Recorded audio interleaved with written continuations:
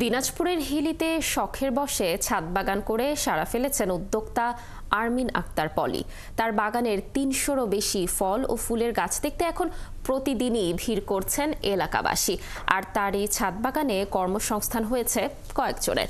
সংবাদদাতা সামিউল ইসলাম আরিফের তথ্য ছবিতে প্রতিবেদন। দিনাজপুরের সীমান্তবর্তী উপজেলা হাকিমপুরের হিলির মধ্য বাসুদেবপুর এলাকার আরমিন আক্তার পলি ৭ বছর আগে ২০১৭ সালে শখের বশে দুটি ফলের গাছ দিয়ে শুরু করেন ছাদ বাগান। এখন তার বাগানে রয়েছে ৩০০ প্রজাতির ফল, শাকসবজি ও ফুলের গাছ। এসবের পাশাপাশি রয়েছে নানা ঔষধি গাছ। বাগানে পানি দেওয়া থেকে শুরু করে পুরো পরিচর্যায় অন্যদের পাশাপাশি তিনি নিজেও কাজ করেন। এমনকি বাগানে রাখা টবগুলো তৈরি করছেন নিজে। ফুল, ফল, সবজি সব কিছু মিলে আমার ছাদ বাগান। এই ছাদ বাগানের যত টব আমি নিজে হাতে তৈরি করছি।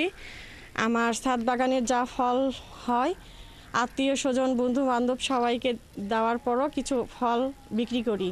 বাগানে থাকা সবজি সহ নানা ধরনের ফুল ফল পরিবারের চাহিদা মিটিয়ে বিক্রি করে বেশ লাভবান হচ্ছেন তিনি। ধীরে ধীরে তিনি হয়ে উঠেছেন একজন সফল উদ্যোক্তা। তার এমন সাফল্য দেখতে প্রতিদিন সকাল বিকেল ভিড় করছেন এলাকার লোকজন। আলহামদুলিল্লাহ, আমার কাছে অনেক ভালো লাগছে। আমি মাঝে মাঝে আসি। আমার সমর্থ হয় আমি আমার নিজের ছাদে এরকম একটা বাগান তৈরি করব। কিভাবে উনি গাছ লাগান, কিভাবে পরিচর্যা করেন আমি সেগুলো দেখি। গাছে পানি দেওয়া, গাছ লাগানো, মাটি থেকে ময়লা পরিষ্কার করা। আরমিন আক্তার পলির এমন উদ্যোগকে স্বাগত জানিয়েছেন জেলা কৃষি কর্মকর্তা সহ অন্য উদ্যোক্তারা।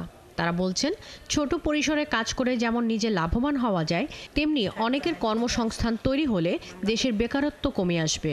আপা আমাদের একজন সদস্য হাকিমপুর নারী উদ্যোক্তা ফোরামের। আসলে আমরা নারীদের নিয়ে কাজ করি। বিভিন্ন গ্রামগঞ্জ থেকে নারীদেরকে উঠায় নিয়ে আসছি।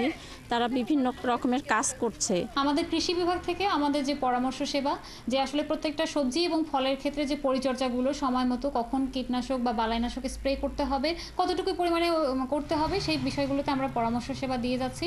নিজের এই ছাদ বাগানকে আরও বড় পরিসরে নিয়ে যেতে চান পলি, আর এই জন্য সরকারি অনুদান আশা করছেন। সরকারিভাবে অনুদান চান তিনি।